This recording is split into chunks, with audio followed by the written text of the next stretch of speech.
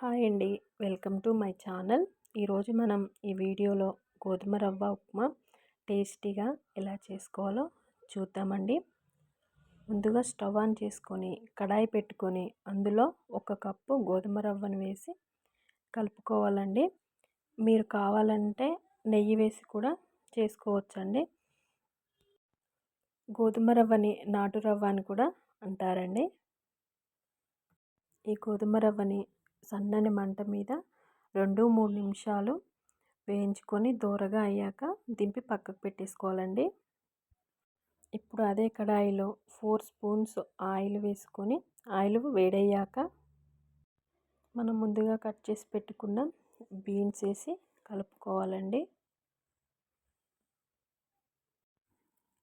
అలాగే ఉల్లిగడ్డ ముక్కలు, పచ్చిమిర్చి ముక్కల్ని, టమాటా ముక్కల్ని కూడా యాడ్ చేసి కలుపుకోవాలండి.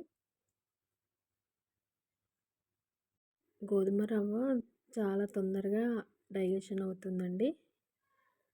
ఇప్పుడు ఇందులోనే పోపు దినుసులు కూడా వేసుకోవాలండి.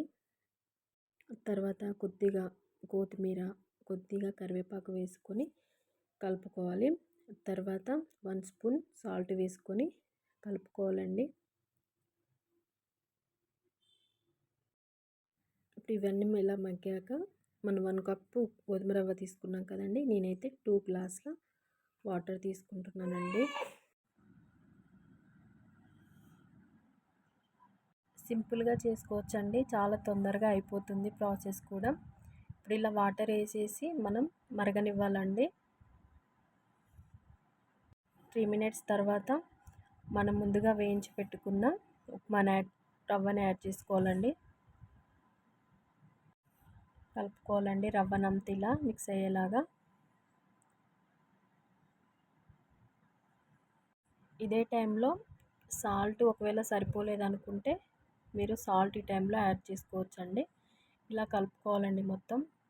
కలుపుకున్నాక చూడండి వాటర్ అంతా ఇంకేలా చూసుకోవాలండి. చూడండి ఎలా తయారైపోయిందో రవ్వ. ఇప్పుడు ఈ రవ్వని ఒక ప్లేట్లోకి సర్వ్ చేసుకోవాలండి.